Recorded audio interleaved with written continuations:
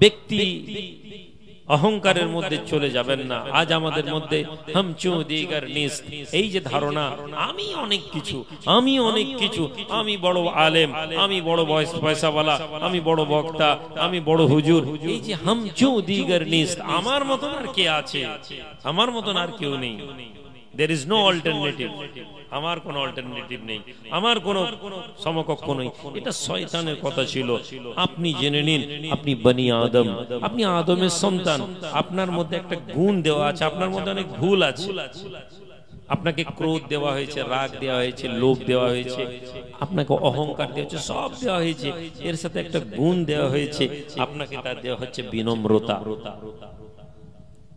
বিনম্রতা দেওয়া হয়েছে। এই বিনম্রতাকে জাগান।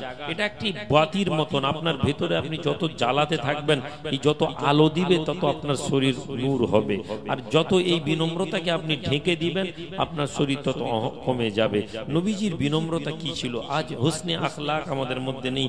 নবীজিকে দেখুন, জামানার নবী বসে আছেন, হাতেম তায়ের বংশের কাবিলার ছেলে এসেছে, আল্লাহর নবী তার বসার জায়গায় দাঁড়িয়ে পড়েছে। আমরা সর্বোচ্চ কি করি? আমার বসার পাশে আরেকজন লোককে দিই, ভাই এখানে একটা জায়গা দিয়ে দাও। অনেক বড় মানুষ এসেছেন, অনেক নেতা, বড় মানুষ। আল্লাহর নবী দাঁড়িয়ে পড়ে রাসূলুল্লাহ ওই কাবিলার নেতাকে ওই জায়গায় বসিয়ে নিজে সাইডে বসেছেন, আর লোকেদেরকে বলেন এর সম্মান করো, কেননা এই একটি সমাজের নেতা। জোরে বলুন, নবীর থেকে সম্মান কারো বেশি ছিল? নবী দেখাচ্ছেন যে না, তোমার সম্মানের জায়গায় তুমি থাকবে। আমার জীবনে আমি কাউকে কারো চেয়ারে বসতে দিতে দেখিনি। আমি নিজে কাউকে কোনোদিন আমার চেয়ারে বসার অফার করিনি, এক আধজন ছাড়া। কিন্তু আমি দেখেছি হুজুর কিবলাকে, যিনি তার চেয়ারে ছেড়ে সম্মানিত ব্যক্তিদেরকে বসিয়েছেন। জোরে বলুন সুবহানাল্লাহ। আমি ইচ্ছা করে বসাইনি, পরিস্থিতি এমন আছে, আচ্ছা আপনি বসুন। কিন্তু আমি আব্বাকে দেখেছি, যিনি হোসনে আখলাকের জন্য বসেছেন, যিনি আলাদা করে চেয়ার করা পছন্দ করতেন না। আমার ভাইয়েরা, কেন আওয়াজ ঠিক আছে তো? কেন লাফালাফি করছেন? আমার ভাইয়েরা, আমরা এখানে এসে পৌঁছেছি। আমরা সকালবেলা এখান থেকে দোয়া আখেরি মোনাজাত করি, এখনই বিদায় নেব। আমি আপনাদের জন্য এই আবেদন করে যাচ্ছি, জীবনে হুসনে আখলাককে নিয়ে আসুন, ভালো ব্যবহার নিয়ে আসুন, মানুষের সাথে ভালো ব্যবহার করুন, জিন্দগিকে তরিকতের বুজুর্গদের ভাবনার সাথে জুড়িয়ে দিন, আল্লাহওয়ালা মানুষদের সোহবতের সাথে নিজেদেরকে জুড়িয়ে দিন। হে যুবক ছেলেরা, তোমাদেরকে বলছি, বাপ চাচারা যাদের ছিল তাদের বয়স হয়ে গেছে, তারা এখনো একটা রাস্তায় আছে। কিন্তু যুবক তোমাদের জন্য বড় কঠিন, যুবক তোমাদের জন্য বড় পরেশানি যে ধর্মটাকে সস্তার মনে করে ফেলেছো।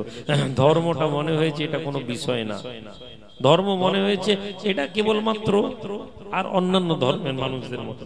কিন্তু তোমাকে তৈরি হতে হবে, আল্লাহওয়ালা মানুষদের সোহবতে যেতে হবে, আল্লাহওয়ালা মানুষদের সান্নিধ্যে বসতে হবে, তরিকতের বুজুর্গদের খানকাহে যেতে হবে, তরিকতের বুজুর্গদের মজলিসে বসতে হবে, এলাকার সম্মানিত ইমাম আলেম ওলামাদের সোহবতে বসো, আর নিজেকে ছোট করো, ইবাদুর রহমান হয়ে যাও। ইবাদুর রহমান কে? আল্লাযীনা ইয়ামশুনা আলাল আরদি হাওনা ওয়া ইযা খাতাবাহুমুল জাহিলুনা ক্বালু সালামা। আর যখন আল্লাহর বান্দা যখন আল্লাহর জমিনে চলে, তখন তারা কি করে? বিনম্রতার সাথে চলে। যখন জাহেলেরা তর্ক করে, ক্বালু সালামা, তারা বলতে থাকে শান্তি। তাহলে আজ আমরা যারা এখানে এসেছি, প্রতি বিষয়ে আমরা তর্ক করতে থাকি। আমাদেরকে প্রত্যেক বিষয় জানাতে হয় আমি কত জানি।